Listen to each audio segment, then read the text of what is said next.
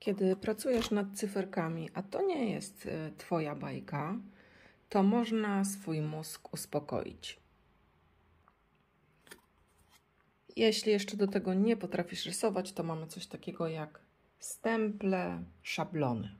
Na poprzednim filmie pokazałam, jak sobie zrobić taki szablon, ale gdybyście mieli po prostu taką pieczątkę, nawet z jakiegoś zwykłego, prostego sklepu, to ją po prostu tuszujecie, odbijacie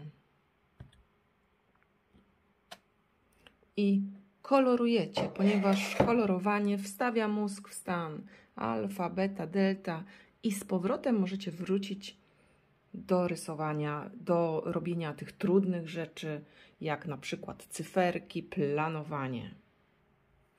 A więc kolorujemy.